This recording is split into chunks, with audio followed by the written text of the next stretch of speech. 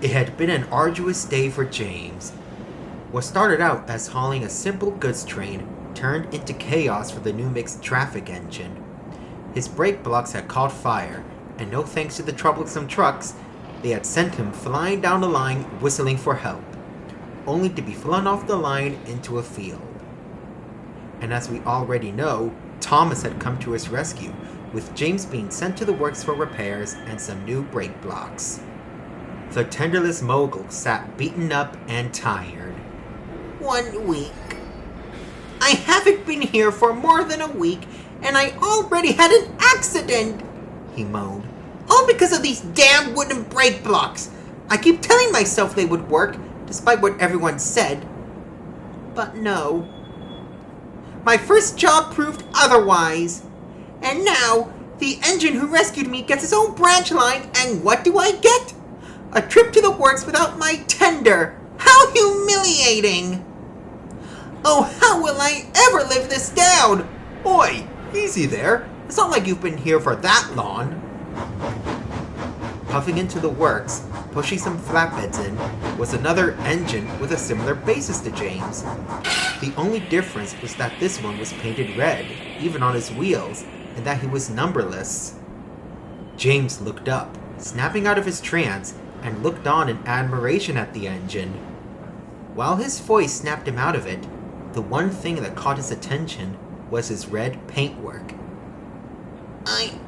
I'm sorry, James said, finding his voice. Who are you? Well, began the engine, I never really had a proper name, though everyone calls me Eagle, because they say I'm as powerful as one whenever I pull any train given to me.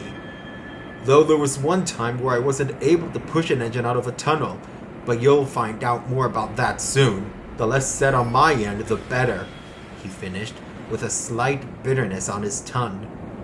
Anyway, you must be the new engine with the wooden brake blocks, yes? Unfortunately, yes, sighed James. I was taking a goods train when those stupid trucks acted out and sent me flying down the line. I crashed into a field, and now here I am, worse for wear.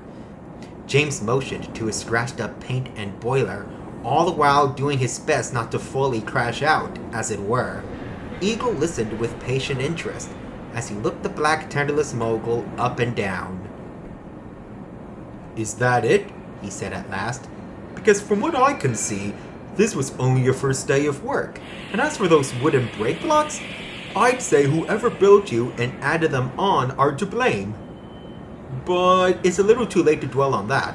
What matters now is how you're going to get back on your wheels after you're fully repaired, and show the factor rector and everyone here on Sodor what you're really capable of. If you let this accident cloud your smoke box, then you'll never be able to keep moving forward. And if you feel like you want to start over, well, it's up to you to decide how you want to come back to work. James sat in silence, taking in all that Eagle was telling him, and thought long and hard about it, especially the part about starting over. But before he could say any more, Eagle backed out of the works and went back to work. Soon a workman walked over. Right, James, was it? It's time we got you fixed up and repainted so we can get you back on track, right? As some more workmen approached, James had an idea and spoke up. Excuse me, sir? Yeah?